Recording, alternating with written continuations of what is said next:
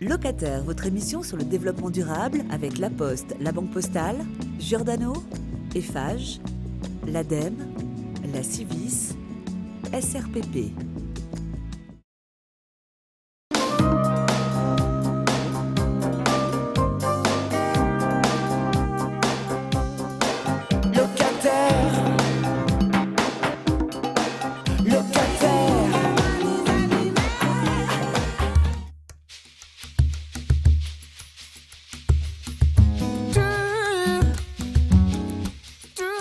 Bienvenue les locataires. Aujourd'hui nous allons parler matériaux.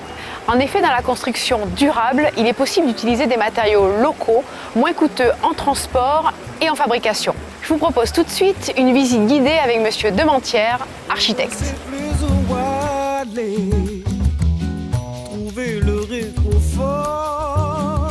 Alors quels sont les matériaux locaux que l'on peut trouver dans la construction? Bon, il y a bien entendu le basalte, puisqu'on a une île volcanique, donc ça ne manque pas, aussi bien pour faire des murs de soutènement avec des pierres de basalte qu'on récupère sur la terre, ou bien des pierres des rivières de galets. C'était déjà utilisé d'ailleurs dans l'architecture traditionnelle localement à La Réunion, donc c'est bien de le réutiliser à nouveau et puis peut-être de le réinterpréter, de l'utiliser un petit peu différemment. Au niveau du bois, il y a le tamarin. Donc ça, c'est vraiment un produit local traditionnel, puisqu'on le retrouve un peu sur toutes les maisons créoles ici à La Réunion. Le bardeau, il est donc pas scié, il est tranché, de manière à ce que les fibres du bois ne soient pas abîmées et que en fait, l'eau puisse glisser sur ces fibres et s'évacuer naturellement sans rentrer à l'intérieur du bois. Donc la pérennité du coup, de la façade ou même de la toiture de bardeau de tamarin est beaucoup plus importante que si on utilisait un bardeau traditionnel scié mécaniquement. On peut aussi parler de nouveaux produits ou en tous les cas de produits dérivés des matériaux locaux, comme ce stabilisé qui a été mis en œuvre dans la forêt de l'étang salé. Donc là, vous voyez qu'on est sur un sol stabilisé qui est fait à base de sable concassé, dans lequel on adjoint donc une poudre végétale qui est mélangée très faiblement, puisqu'on met 6 pour 1000, donc 6 kg pour une tonne de sable. C'est un mélange que nous faisons en centrale, qui permet donc d'être appliqué à sec et d'être mis en place et utilisable 48 heures après. Le sol stabilisé réduit les importations des matières premières. Par exemple, pour une tonne de béton, il est importé 350 kg de matière brute, alors que pour une tonne de stabilisé, on en importe uniquement 6 kg. Donc dessous, on prévoit une couche drainante, ce qui fait que ça limite aussi tous les réseaux d'évacuation d'eau et les accélérations d'eau qui risquent les ravinements, etc. Ça s'utilise en trottoir, ça s'utilise en stationnement, on peut très bien prévoir des parkings. Tout ce qui est circulation en espace vert, on peut faire des accès handicapés, j'allais dire n'importe où, tout en restant sur du matériau naturel. On l'utilise aussi en piste d'athlétisme, c'est utilisé aussi pour les pistes équestres. L'avantage du stabilisé, c'est que vous ne voulez plus de ce chemin-là. On le défait, le matériau, on va le remalaxer, on va pouvoir le réutiliser ailleurs. On ne fait pas quelque chose qui sera perdu demain. À La Réunion, les bambous, on en voit un peu partout.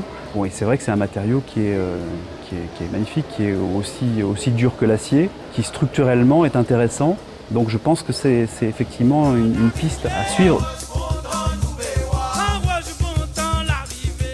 Ici on fait que du bambou, 160 variétés de bambou. Le bambou c'est très bien fait faire de la haie. Sinon en décoration, en ornement, la canne de bambou on peut l'utiliser pour faire de l'artisanat. De vanille, porte-encens, orange CD, un peu tout, des chaises. En fait, le bambou, c'est très bien en retenue de sol, en décoration, ça fait brise-vue, brise-vent, et si c'est planté en bordure de route, ça sonorise aussi un peu les bruits.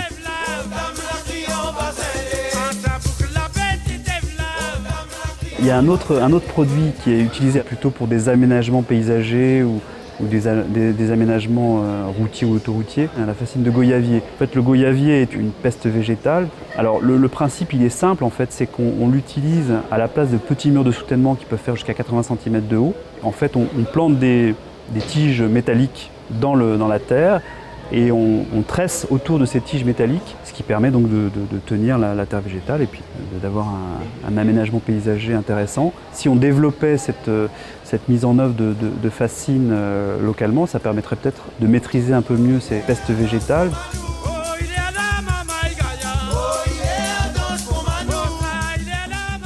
Est-ce qu'il y a un intérêt à utiliser ces matériaux? Je dirais que le premier intérêt, c'est qu'on ne dépense pas d'énergie à transporter un matériau qui viendrait de l'extérieur pour le mettre en œuvre ici à La Réunion. Ensuite, ce sont des produits naturels, donc qui ne demandent pas une transformation trop importante, et donc là aussi une énergie trop importante. L'autre avantage que j'y vois, c'est que ça permet de faire travailler des gens localement. La réutilisation de ces matériaux, je pense que c'est au niveau patrimonial une bonne chose.